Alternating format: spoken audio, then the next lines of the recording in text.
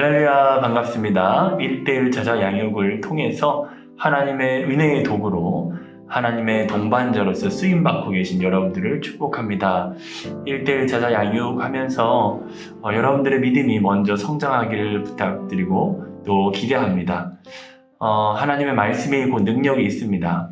우리가 1대1 제자 양육을 통해서 나누는 이 모든 말씀을 통해서 보이지 않지만 지금 우리 영혼들이 조금씩 성장하고 있는 것을 느낄 수가 있습니다. 하나님의 그 말씀이 장작처럼 이렇게 그들 안에 차곡차곡 쌓이게 됩니다. 그리고 때가 되어 하나님의 성령의 불이 임할 때 그 장작이 활활활 타올라 그들이 인격적으로 하나님 만나고 하나님께 온 마음과 정성으로 예배하고 영광 올려드리는 그날을 우리가 사모합니다. 우리가 환상을 보면서 이 사역을 감당했으면 좋겠어요. 믿음의 눈을 들어 하나님께서 일하시는 것을 보면서 우리는 그저 순종할 뿐입니다. 주님께서 일하여 주시옵소서 라는 마음으로 매주 그 사명을 잘 감당하기를 부탁드립니다. 이 사역이 부담이 없다면 거짓말이겠죠. 저 또한 부담이 있습니다. 하지만 부담이 있다는 건 우리가 건강하게 잘 하고 있다는 증거이기도 합니다. 왜냐하면 우리가 해산의 고통에 대해서 우리가 하나님의 일을 하나님의 방법대로라고 하는 우리가 구호를 생각해 볼 때 6번째, 수고 없이 세워지는 것은 없다 그랬어요. 해산의 수고를 통해서 그들이 그리스도의 형상으로 자라게 되기 때문에 우리의 수고, 우리의 눈물을 통해서 그 영혼이 세워지는 것입니다. 예수님께서도 십자가의 그 고통과 그 순환을 받으시면서 이 잔을 내게서 지나가게 하시옵소서. 그러나 아버지의 뜻대로 되기를 원합니다. 내 뜻대로 마시고 아버지의 뜻대로 되기를 원합니다. 이렇게 기도하셨어요. 예수님도 자신의 목숨을 다한 섬김과 그런 자신의 목숨을 대속물로 주시는 그런 수고가 있었습니다. 하물며 우리가 한 영혼 세우는데 수고 없이 세워지겠습니까? 우리가 부담을 가지고 있다는 거 너무나 잘 하고 계시다는 증거입니다. 하나님께 힘을 구하십시오. 우리의 힘으로 하지 말고 예수님처럼 기도하면서 하나님 이 사명을 잘 감당할 수 있도록 주님 도와주십시오. 이렇게 기도하면서 감당하시기를 축복합니다. 자, 오늘은 성장 세 번째 만남 하나님의 말씀 성경에 대해서 먼저 살펴보도록 하겠습니다. 오늘 찍을 영상은 성경과 기도 두 가지를 찍어서 각각 올려드릴 테니까 여러분들 영상 보시고 여러분들 사역하는 데 도움이 되시기를 바랍니다. 자, 그럼 페이지 스프링 노트 페이지 80페이지를 펴시고요. 주 교재로 이 교재를 사용할 것이고 나눠드렸던 이 지침서는 여러분들 참고용으로 활용해 보시면 좋겠습니다. 그리고 제가 자막 작업을까지 다 할 수 있는 시간이 많지가 않아서 영상만 찍고 자막은 넣지 않습니다. 때문에 여러분들이 그 세 번째 만남 올려드렸던 거 인용 성구 따라쓰기 그거를 옆에다 두시고 강의를 따라오시면은 조금 더 이해하는데 수월할 것이라 생각합니다. 네, 그럼 내용으로 들어가 보도록 하겠습니다. 성경은 약 1500년 동안 40여 명이 쓴 책을 한 권으로 묶은 책입니다. 구약은 모세와 선지자들이 하나님께 받은 말씀입니다. 역사를 통해 계속 입에서 입으로 문서로 전승되어 오다가 주전 5세기경에 모세오경이, 주전 2세기경에 선지서와 문학서가 각각 정경으로 확정되었습니다. 구약은 39권이며 대부분 히브리어로 쓰였습니다. 자, 지금 무슨 얘기 지금 하고 있죠? 성경은 1500여 년 동안 40여 명의 저자에 의해서 실제로 역사 속에서 쓰여진 책이라는 거예요. 오랫동안 쓰여진 책인데 이 오랫동안 쓰여진 책이 구약과 신약이라는 한 권의 성경으로 우리에게 들려 있다는 것입니다. 그래서 구약은 39권, 그리고 주로 쓰여졌던 언어는 히브리어, 그리고 일부 성경은 아람어로 쓰여 있습니다. 여기 보시면 쓰여 있는 이게 히브리어인데요. 히브리어는 오른쪽에서 왼쪽으로 읽어가요. 그래서 여기는 창세기 1장 1절의 내용인데 베레시트 바라 엘로임 엣 하샤마임 벳 하레치 라는 내용입니다. 저도 배운 지 좀 오래돼서 밑에다가 써놨어요. 자, 그럼 신약은 어떨까요? 신약은 하나님의 감동을 받은 사도들의 기록과 서신을 모은 것입니다. 초기에는 그 내용이 구전되었고 사도들이나 그 계승자들이 살아있어서 지금처럼 확정되지 않은 채 있다가 주 4세기경에 지금의 성경이 정경으로 채택되었습니다. 교회의 권위라 채택한 것이 아니라 처음부터 성경으로 사용된 것을 공식적으로 인정한 것입니다. 신약은 27권이며 전부 헬라어로 쓰였습니다. 네, 정경이라는 개념이 나오는데요. 정경, 외경 이런 얘기를 하잖아요. 당시 수많은 이제 사본들이 이렇게 써여 있었고, 그리고 그 중에서 사도라고 하면 예수님의 직속 제자들이 쓰었던 책만 정경으로 인정이 되었죠. 밑에 보면 이제 요한복음 3장 16절이 헬라어로 쓰여 있습니다. 여러분 한번 읽어보세요. 제가 다 읽어드리진 않겠습니다. 또 찾아보시면 읽을 수 있어요. 그리고 헬라어는 왼쪽에서부터 오른쪽으로 이렇게 읽어가죠. 자, 밑에 내용을 한번 읽어보겠습니다. 성경은 교양이나 학문을 가르치기 위해서가 아니라 우리에게 하나님의 구원에 관한 지식과 하나님과 동행하는 생활에 필요한 여러 지침을 주기 위해 기록되었습니다.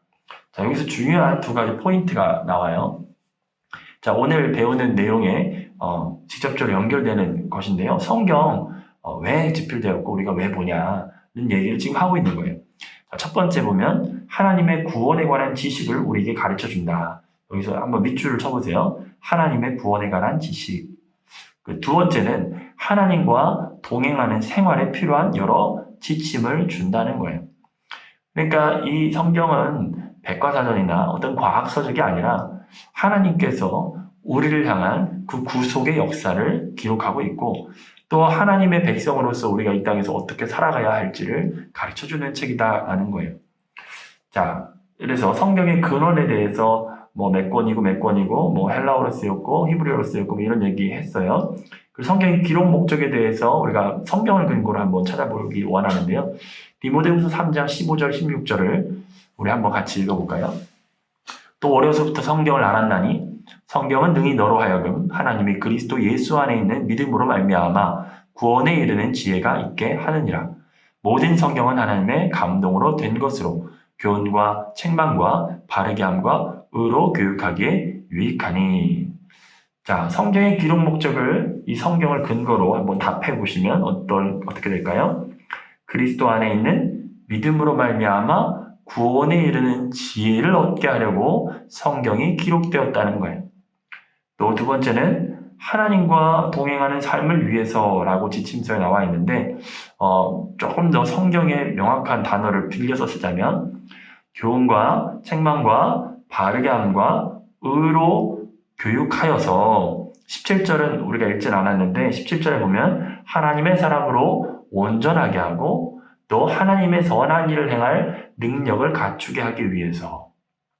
그러니까 교회 다니면서도 하나님의 말씀 가까이 하지 않고 하면 하나님에 대한 구원의 그 신비, 그 깊은 사랑을 알 수가 없죠. 또 하나님의 사람으로서 이 땅에서 살아갈 수 있는 어떤 힘, 권능, 능력, 지혜 이런 것들을 얻을 수가 없는 거예요. 세상 사람들과 동일하게 살아간다는 거죠. 세상과 구별되게 살아갈 수 있는 유일한 한 가지는 바로 그 진리의 말씀을 우리의 생각과 마음과 삶에 뿌리 깊게 내리는 것입니다. 때문에 요한복음 17장 17절에는 진리로 우리를 거룩하게 해달라고 예수님께서 기도하셨어요. 우리가 이 땅에 살면서 거룩하게 살 수 있는 것, 구별되게 살 수 있는 것, 바로 하나님의 말씀밖에 없습니다. 자, 그러면 넘기셔서 성경 전체의 중심의 인물은 누구입니까? 자, 요한복음 3장 5장 39절 같이 읽습니다. 너희가 성경에서 영생을 얻는 줄 생각하고 성경을 연구하거니와 이 성경이 곧 내게 대하여 증언하는 것이니라. 예수님이 직접 하신 말씀이죠. 자, 성경은 곧 내게 대하여 증언하는 것이다 라고 말씀합니다. 나는 바로 예수님이죠. 예수님이 성경의 주인이십니다. 구약에서는 우리가 흔히 말하는 오실 예수님에 대해서, 신약은 바로 오신 예수님, 그리고 요한계시록 이후는 다시 오실 예수님에 대해서 우리가 배운다고 얘기를 하죠. 자, 성경 말씀을 대하는 그리스도인의 당연한 자세는 어떠해야 될까? 자, 베드로전서 2장 2절 같이 읽습니다. 갓난아기들 같이 순전하고 신령한 젖을 사모하라. 이는 그로 말미암아 너희로 구원에 이르도록 자라게 하려 함이라. 이게 아무리 예수님의 중심이고 하나님의 말씀이 정말 다이아몬드와 같은 가치를 가지고 있다고 해도 그 가치 있는 것을 깨달을 눈이 없다면 그것이 우리에게 어떤 유익도 주지 못할 것입니다. 때문에 우리는 말씀을 직접 먹어야 돼요. 사과가 아무리 맛있다고 해도 그 사과의 성분을 뭐가 얼마, 비타민이 얼마, 뭐가 얼마라고 다 나열한다고 해도 그것을 먹지 않으면 그것이 내게 영양분을 주지 못하는 것처럼 이 말씀이 얼마나 대단하고 또 얼마나 역사적으로 정말 가치가 있고 이런 거 안다고 해도 내가 먹지 않으면 아무런 소용이 없는 겁니다. 때문에 우리는 바른 자세를 가지고 있어야 되는데 오늘 성경 말씀 베드로전서 2장 2절은 사모하는 마음을 가지라 라고 말씀하고 있어요. 사모하는, 얼마나 사모하냐라고 비유하고 있는데 아기가 어미의 젖을 먹기를 원하듯이 아기는 말을 못하죠. 그런데 울 때는 딱 두 번 있다 그래요. 졸릴 때 그리고 배고플 때 또는 뭐 배변을 봤을 때 이렇게 운다고 하죠. 그러니까 자기의 생명을 걸고 말을 못하니까 생명을 걸고 막 부르짖는 겁니다. 엄마 젖을 달라고. 하나님 앞에 하나님 말씀을 읽을 때에도 우리에게 같은 마음이 있기를 바랍니다. 우리 섬기미들에게도 이 1대 성경 공부를 준비하는 과정에서 이것을 그냥 전하기 위해서 내가 지식으로 받는 것이 아니라 하나님 먼저 제가 은혜 받게 해주세요 라는 마음으로 그렇게 대한다면 하나님께서 이 말씀을 통해서 여러분들을 먼저 충만케 하실 것을 믿습니다. 자, 내용을 이어서 가겠습니다. 성경을 배우고 삶에 적용하는 방법은 모든 그리스도인들이 알아야 하는 중요한 것입니다. 이 과에서는 성경 말씀을 우리의 것으로 만들게 해주는 5가지 방법을 제시합니다. 자, 성경을 연구하는 5가지 방법에 대해서 얘기하고 있어요. 자, 밑에 쭉 한번 읽어볼게요. 5 손가락과 비교해 설명할 수 있습니다. 만일 한 손가락으로 성경책을 붙잡으면 쉽게 놓칠 것입니다. 그러나 손가락을 다 사용하면 놓치지 않고 잘 붙잡을 수 있습니다. 이것은 영적으로도 마찬가지입니다. 만일 말씀을 암송하고 연구하고 읽고 듣고 묵상한다면 성경을 확실하게 이해하고 삶에 적용하게 됩니다. 책을 잘 붙잡으려면 엄지손가락과 다른 손가락들이 힘의 균형이 이루어야 하듯이 말씀을 잘 이해하려면 말씀을 묵상하는 것과 말씀을 듣고 읽고 연구하고 암송하는 것이 조화를 이루어야 합니다. 제가 일전에도 성경에 대해서 설교하면서 이 비유를 썼는데요. 아주 유명한 비유입니다. 5 손가락, 여러분들이 한번 우리 양육자들, 우리 같이 동반자들과 함께 성경 공부를 할 때 이 설명을 말로 제가 이렇게 했듯이 읽기보다는 여러분이 한번 시연을 한번 보여주시면 좋을 것 같아요. 성경 말씀이 있습니다. 이 성경 말씀은 너무나 가치 있어서 이 읽는 자에게 생명을 주고 회복을 시키기 때문에 악한 영이 이것을 빼앗아 가려고 한다는 거예요. 그래서 우리는 이 하나님의 말씀을 잘 붙들어야 되는데 우리가 붙들 때 한 손가락으로도 이 성경 말씀을 세울 수가 있습니다. 중심을 잘 잡으면 이렇게 쓰잖아요. 그런데 이것이 첫 번째 손가락이 이제 읽는 거라, 읽기라고 해봅시다. 읽기. 성경을 많이 읽어요. 근데 읽으면 잘 쓰기는 쓰는데 금방 악한 자가 와서 빼앗아 버릴 수 있죠. 읽기만 하지 말고 우리가 이것을 연구까지 한다 라고 했을 때는 2 손가락으로 조금 더 견고하지만 그래도 힘을 주면은 악한 자가 빼앗을 수 있어요. 또 3번째는 듣기. 또 이어서 또 뭐죠? 암송하고 또 묵상하는 거. 그러면 성경을 더 단단하게 잡을 수 있죠. 이 말씀을 내 삶으로 충만하게 풍성하게 누릴 수가 있어요. 손가락이 5개밖에 없어서 이렇게 비유했지만 한 가지를 더 하자면 필사하는 것도 굉장히 좋습니다. 처음에 말씀이 잘 이해가지 않고 또 많은 양을 읽기가 어렵다면 성경을 한번 필사해보면은 그 한 단어 한 단어의 의미에 우리가 집중하게 되기 때문에 우리가 하나님 말씀을 더 잘 이해할 수 있어요. 자, 그러면 한 가지를 먼저 우리 한번 차근차근 살펴보도록 하겠습니다. 자, 첫 번째 듣기. 로마서 10장 17절 말씀 같이 읽을까요? 그러므로 믿음은 들음에서 나며 들음은 그리스도의 말씀으로 말미암았느니라. 아멘. 자, 여기서 객관식 질문이 나오는데 어떤 마음이 하나님의 말씀을 가장 잘 듣고 실행할 수 있습니까? 이렇게 물어요. 누가복음 8장 15절 말씀. 좋은 땅에 있다는 것은 착하고 좋은 마음으로 말씀을 듣고 지키어 인내로 결실하는 자니라. 여러분, 듣는다는 것은 우리의 귀로 하는 거죠. 그런데 성경에서 말씀하시기를 귀 있는 자는 성령이 교회들에게 하시는 말씀을 들을지어다 이렇게 얘기하고 있어요. 귀는 다 있는데 귀 있는 자들이라고 얘기하는 것은 무슨 의미인가? 아무리 우리 육체의 귀가 있어도 하나님의 말씀을 들을 수 있는 영적인 귀가 열리지 않으면 그 말씀이 내게 심겨지지 않죠.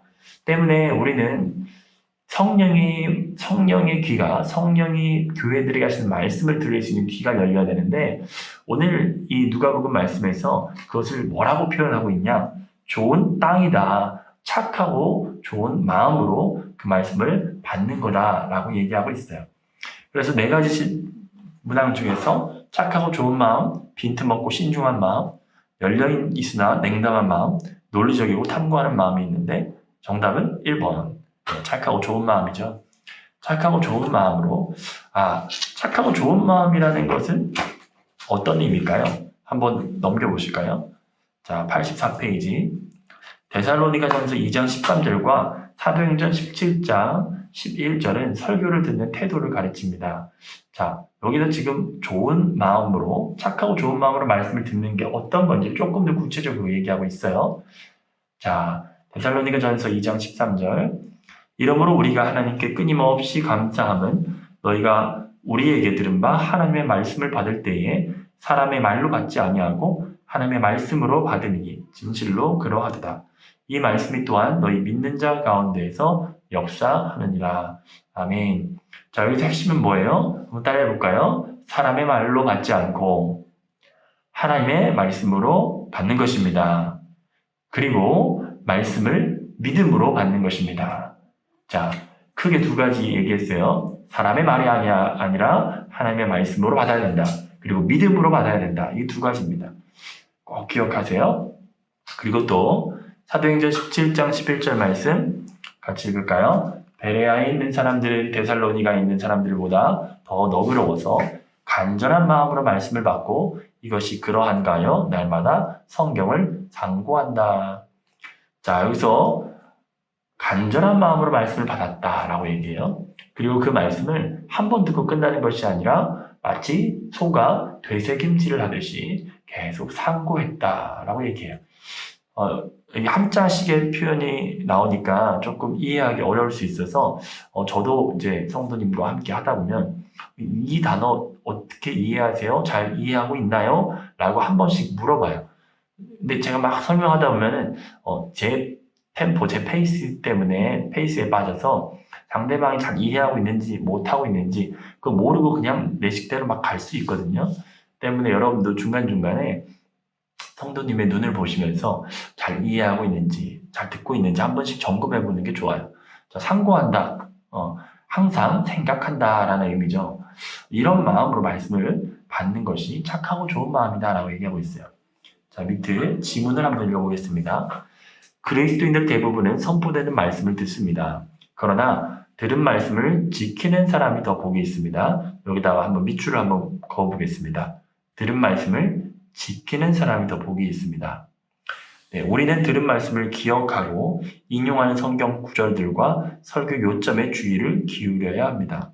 그러기 위해서 항상 설교 노트를 준비해서 기록하는 습관을 들이는 것이 좋습니다. 제가 얘기했죠? 기억된 말씀만이 우리를 살릴 수 있어요.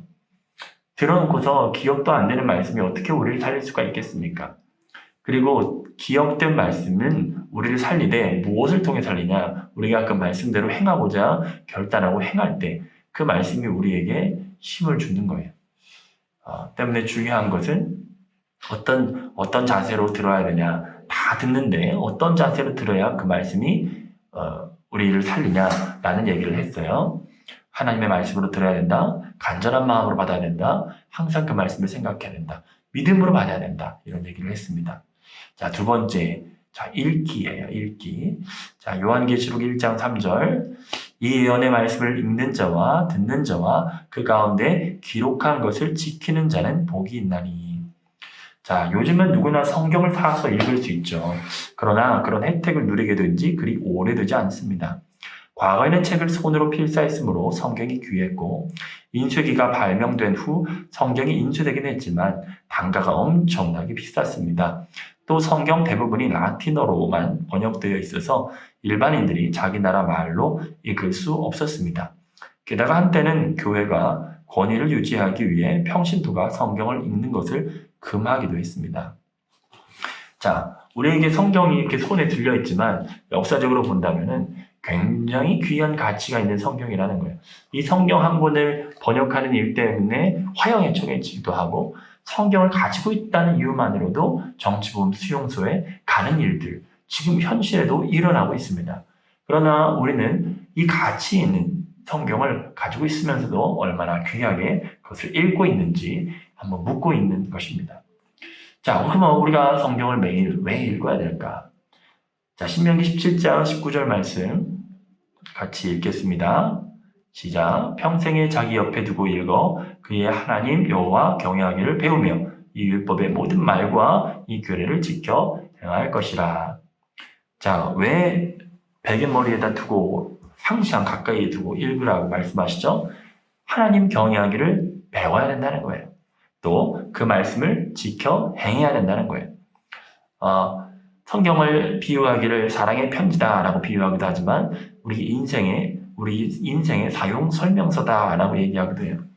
우리가 이 말씀이 정말 하나님의 말씀이고 그 하나님께서 나를 지으신 창조주라는 것을 믿는다면 하나님의 말씀에 우리 귀 기울여야 되는 게 마땅하잖아요. 우리가 하나님께서 우리를 지으신 그 목적, 하나님을 경외하고 하나님을 경배하고 찬양하는 그 목적을 위해서 하나님의 어떤 분이신지 알고 하나님을 바르게 예배하기 위해서 우리는 성경을 가까이 해야 하는 것입니다.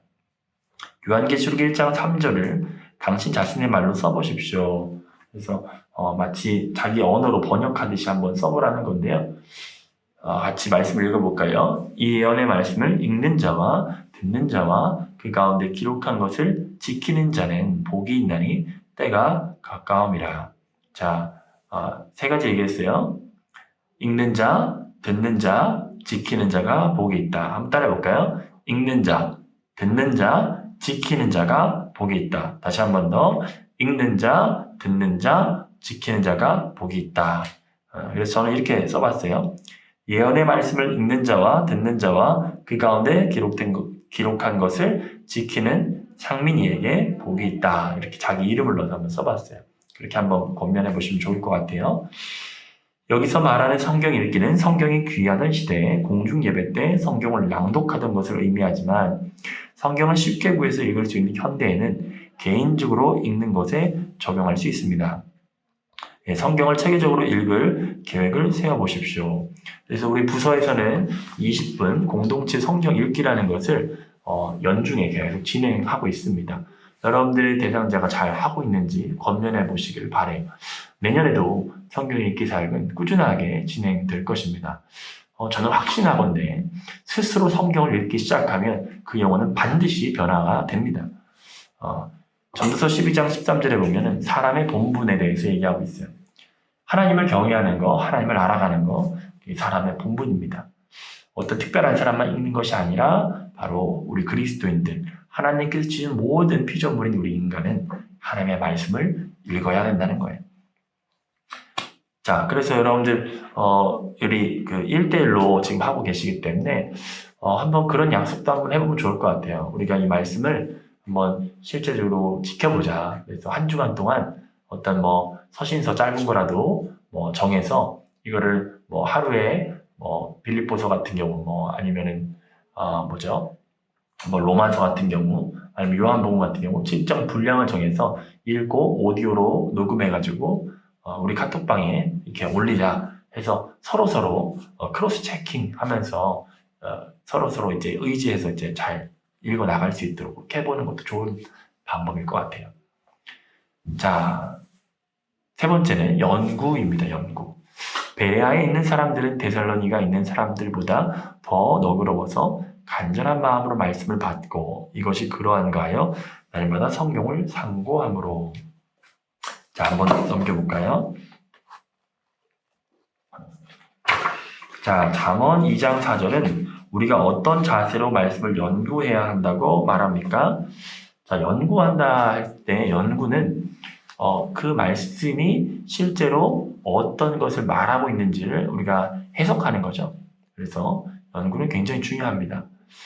자, 잠언 2장 4절 말씀을 읽어보면 은을 구하는 것 같이 그것을 구하며 감추어진 보배를 찾는 것 같이 그것을 찾으면, 자, 은을 구하듯이 보배를 찾듯이 그 말씀을 연구해야 된다라고 얘기하고 있어요. 여러분 집안에서 뭔가 귀한 것을 잃어버렸을 때 막 샅샅이 찾지 않습니까?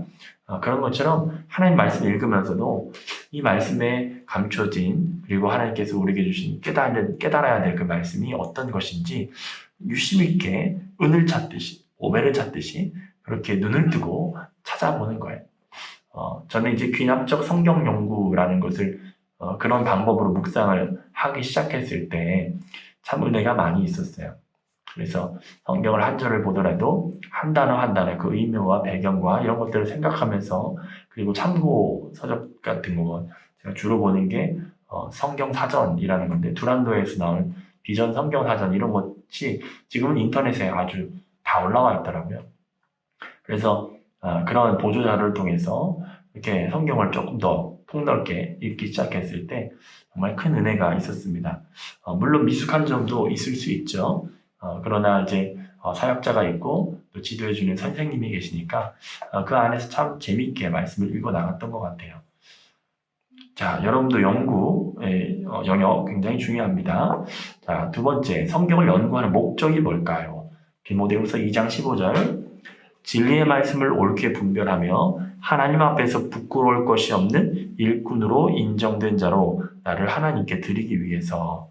자, 라고 이렇게 적었는데요. 자, 디모데후서 2장 15절 말씀, 너는 진리의 말씀을 옳게 분별하며 부끄러울 것이 없는 일꾼으로 인정된 자로 자신을 하나님 앞에 드리기를 힘쓰라, 이렇게 얘기하고 있어요.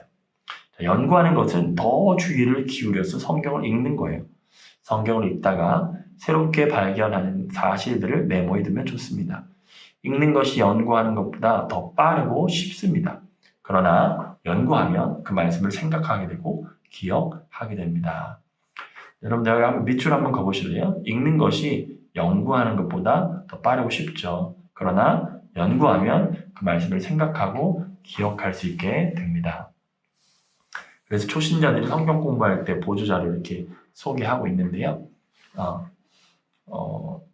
모든 내용들을 보조자료가 굉장히 많죠. 주석까지 포함해서 굉장히 많은데, 처음에는 저는 이제 권면하기를 이런 보조자료를 안 보고 읽는 것이 훨씬 좋다. 그리고 밑줄을 많이 친 성경을 보는 것보다는 밑줄을 안 친 성경을 보는 것이 훨씬 더 은혜가 있을 수 있다. 왜냐하면 항상 내가 보던 부분만 집중하게 되기 때문에 밑줄도 쳐지지 않은 그냥 날 것 그대로의 성경을 읽어보는 것, 연구하듯이 주의 깊게 읽어보는 것이 성경 공부에 아주 도움이 됩니다.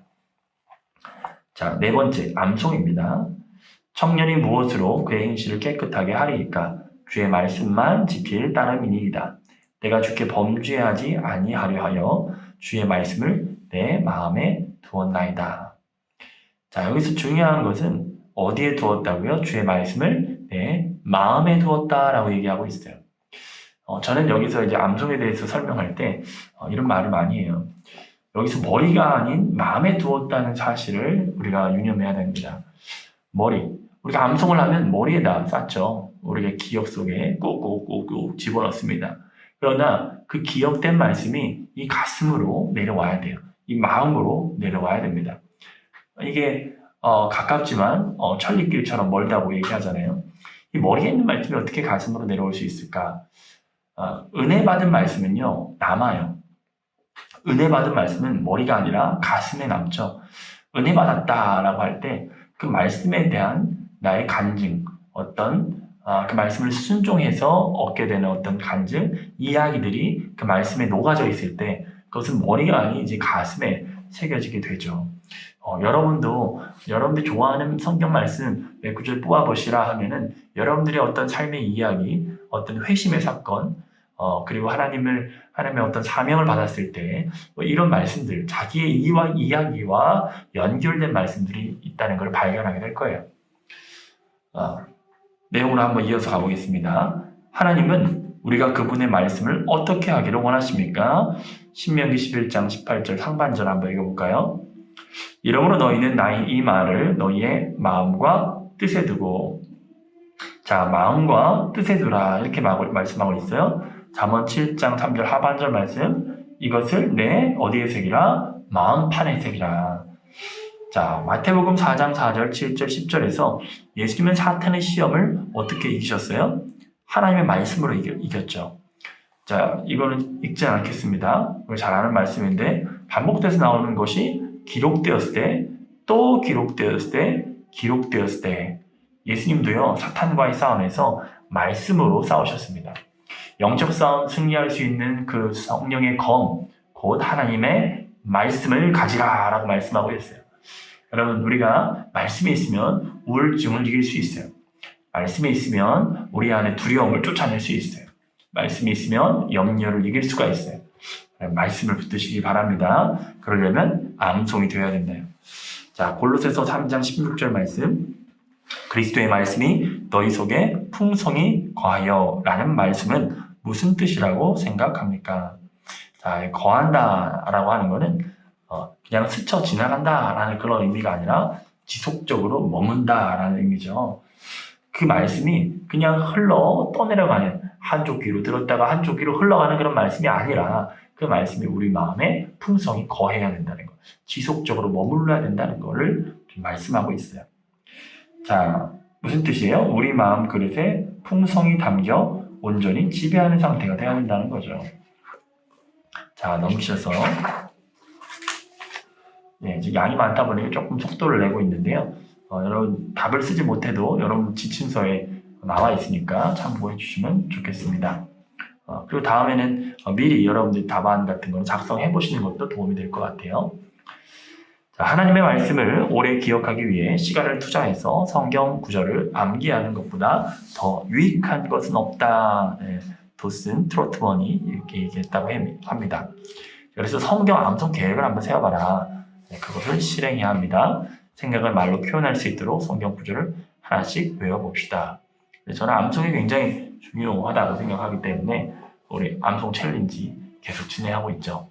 이것이 보이진 않지만 그들의 마음의 장작으로 지금 차곡차곡 쌓이고 있다고 믿습니다. 자, 사람에 따라 암기 능력의 차이가 있을 수 있어요. 암송을 절대화해서는 안 되죠. 그러나 그리스도인들의 생활의 기본이 되는 성경 구절은 반드시 외우고 있어야 합니다. 본 양육 과정에서 암송하는 22구절은 그리스도인으로서 꼭 외워야 할 기본 구절들입니다. 반드시 외우고 은사에 따라 더 많은 구절들을 외우십시오. 이렇게 얘기하고 있어요. 자, 22구절은 이 스프링으로 되어 있는 교재 제일 뒤편에 보면은 암송 구절이 22구절 나와 있어요. 그리고 유튜브에 암송, 성경 암송에 대해서 검색하면 내비게이터에서 나온 거를 이렇게 한 영상으로 깔끔하게 딱 엮어놓은 그런 것도 있어요. 그러니까 자기 전에 그런 거 반복적으로 계속 틀어놓고 계속 듣는 거예요. 듣다 보면은 내 마음속에 그 말씀이 새겨지는, 저절로 암송이 되는 거죠. 자, 묵상. 5번째 묵상. 복 있는 사람은 악인들의 꾀를 따르지 아니하며 죄인들의 길에 서지 아니하며 오만한 자들의 자리에 앉지 아니하고 오직 여호와의 율법을 즐거워하여 그 율법을 주야로 묵상하는도다. 자, 묵상이라는 것은 하나님의 말씀을 이해하며 그 말씀을 되새겨서 우리의 삶에 적용하게 해줍니다. 자, 연구에서는 연구와 묵상은 사실은 좀 연결된 부분이 있어요. 그래서 하나님의 말씀이 어떤 걸 말씀하시는지 그 참 의미, 그것은 한 가지인데 그 참 의미를 알고 그리고 그 말씀을 나의 삶에 적용해 보는 거예요. 제가 읽었던 책 중에서 말씀을 읽다라고 하는 책이 있어요. 그 책에 보면은 원독자에 대한 개념이 나오는데 쉽게 우리가 초신자 때 실수하게 되는 것들이 성경을 너무 자의적으로 해석하는 경우입니다. 자의적으로. 그래서 이것을 예방할 수 있는 방법은 이 성경이 누굴 위해서 쓰여졌냐, 나를 위해서 쓰여졌다라고 믿음으로 고백하지만 사실 처음은 그 원래 독자가 있다는 거예요. 원래 독자. 초대교회 여러 서신서들 보면은 누구누구에게라고 쓰여 있잖아요. 그 원독자에 대한 심정으로 우리가 말씀을 받아야 되고, 과거에 있었던 말씀이 현재 적용되기 위해서 그 성경 말씀에 있는 원리들을 우리가 취하는 거라는 거예요. 이 부분에서는 큐티 이론에 대해서, 마지막에 다룰 큐티 이론에 대해서 깊이 다루게 될 거예요.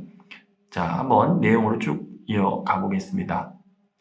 자, 묵상은 하나님의 말씀을 이해하며 그 말씀을 되새겨서 우리의 삶에 적용하게 해줍니다. 그래서 묵상은 우리의 삶에서 하나님의 뜻이 무엇인지 확신하게 해줍니다. 말씀을 묵상하려면 다음의 질문을 먼저 하십시오. 자, 본문 문맥에서 이 말씀의 의미는 무엇인가? 이 말씀이 내 생활에 어떤 영향을 주는가?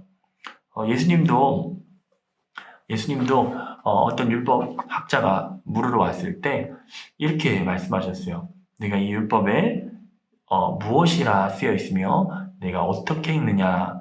자, 무엇이라 쓰여 있다는 것은 what이죠. what. 어떤 참 의미가 그 안에 있느냐. 그리고 어떻게 읽느냐라고 하는 것은 그 쓰여진 말씀, 그 사실과 말씀이 너희 삶에 어떻게 적용되는가라고 질문하시는 거죠. 그래서 여러분들 어떻게 쓰여 있는지와 그리고 이 말씀이 우리 삶에 어떻게 적용되어 있는지 그런 부분들을 다루는 것이 묵상이다라고 정리하시면 되겠습니다. 자, 하나님의 말씀을 끊임없이 묵상하는 자에게는 어떤 약속을 줍니까? 자, 첫 번째는 시냇가에 심은 나무처럼 신앙의 열매를 맺게 된다라고 했어요. 시편 1절, 2절 같이 읽을까요? 복 있는 사람은 악인들의 꾀를 2절, 3절 같이 읽겠습니다. 오직 여호와의 율법을 즐거워하여 그의 율법을 주야로 묵상하는도다. 그는 시냇가에 심은 나무가 철을 따라 열매를 맺으며 그 잎사귀가 마르지 아니함 같으니 그가 하는 모든 일이 다 형통하리로다. 아멘. 자, 여호수아 1장 8절 같이 읽어볼까요? 이 율법책을 내 입에서 떠나지 말게 하며 주야로 그것을 묵상하여 그 안에 기록된 대로 다 지켜 행하라. 그리하면 내 길이 평탄하게 될 것이며 내가 형통하리라. 아멘. 자, 묵상하면 우리의 열매를 맺어요. 시냇가에 심은 나무, 나무가 사막에 있지 않고 시냇가에 심겨졌기 때문에 공급을 받죠. 그리고 끊임없이 열매를 맺을 수 있어요. 그리고 나의 길이 평탄하게 되고 형통하게 된다라고 말씀하고 있습니다. 자, 넘기셔서요. 누가복음 6장 45절을 생각해 보십시오. 하나님의 말씀에 대한 묵상이 여러분의 말과 행동에 영향을 줄 수 있다고 생각합니까? 만약 그렇다면 어떻게 영향을 줄 수 있다고 생각합니까? 자, 누가복음 6장 45절. 선한 사람은 마음에 쌓은 선에서 선을 내고 악한 자는 그 쌓은 악에서 악을 내나니 이는 마음에 가득한 것을 입으로 말함이니라. 자, 마음에 있는 것이 입으로 나온다라고 했어요. 자, 마음에 쌓은 것, 그리고 그것이 생각이 되고, 그것이 행동으로 표출되고, 그리고 그것이 습관이 되고, 그것이 문화가 돼요. 성격이 돼요. 그래서 중요한 출발점, 마음에 뭐가 있냐? 마음에 있는 것이 생각이 되고, 행동이 되고, 또 습관이 되고, 문화가 되는데, 정작 우리 마음에 뭐가 있냐? 우리 마음에는 죄가 가득하죠. 그런데 우리 마음에 또 채워야 될 것이 바로 하나님의 말씀이에요.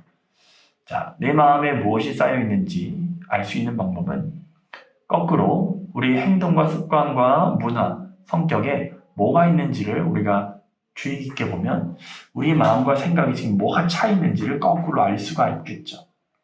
내 마음에 시간과 물질을 어떻게 쓰고 있는지를 한번 살펴보시길 바래요. 데일리 리포트라는 걸 좀 해본 적이 있는데 한 시간마다 내가 뭘 하는지를 기록을 해보는 거예요. 간단하게 한 문장 정도로 노트에다가 쭉 기록을 해서 보면은 내가 시간이 없다, 바쁘다 해도 실제로 작성을 해보면은 야, 내가 허비하는 시간이 굉장히 많구나 라는 것을 그냥 알게 되더라고요. 우리가 기록해보면 알 수 있어요. 나의 시간, 나의 물질을 어떻게 쓰고 있나 보면 지금 내 마음에 하나님보다 다른 세상의 것으로 채워져 있는 것을 보게 될 것입니다. 우리는 그래서 하나님 말씀 채워야 돼요. 하나님의 말씀을 이해하려면 부지런히 배우는 것 외에 어떻게 해야 합니까? 시편 119편 18절, 73절, 125절 같이 읽겠습니다. 내 눈을 열어서 주의 율법에서 놀라운 것을 보게 하소서. 주의 손이 나를 만들고 세우셨사오니 내가 깨달아 주의 계명들을 배우게 하소서. 나는 주의 종이오니 나를 깨닫게 하사 주의 증거들을 알게 하소서. 자, 성령의 말씀이다. 성령을 인정하고 깨달음을 얻어야 된다라고 얘기하고 있어요. 깨달음. 묵상을 통해서 이때 참 재밌고 묵상하면 참 설레고 좋은 게 내일 아침마다 할 때 하나님 오늘 무슨 말씀을 이곳에서 나에게 해주실까 그런 기대감이 있어요. 그 깨달음이 있을 때 우리가 하나님 말씀이 정말 신비하다, 달고 오묘하다 그런 고백을 하게 되죠. 자, 그래서 밑에 다음 도표를 보시고 습관을 분석해보고 성경을 우리의 것으로 만드는 데 도움이 됩니다. 자, 지금 표에 보면은 현재 주간 계획, 새로운 목표와 계획 이렇게 되어 있는데 현재 주간 계획이라는 부분보다는 현재 어떻게 하고 있는지를 한번 적어보면 좋을 것 같아요. 왜냐하면 지금 계획이 있는 상태가 아니기 때문에 현재 어떻게 하고, 자, 말씀을 들을 때 어떻게 하고 있나, 자, 말씀을 읽을 때 어떻게 하고 있나, 또 연구할 때, 암송할 때, 묵상할 때, 대부분은 하는 게 있고 못하는 게 있을 수 있는데 못하면 못하고 있다. 하면은 어떻게 하고 있는지 한번 적어도 되고 한번 이야기를 나눠봐도 좋을 것 같아요. 그리고 새로운 목표와 계획을 세워보는데 이게 난이도가 있다 보니까 처음부터 5가지를 다 알아 하는 건 욕심일 수 있죠.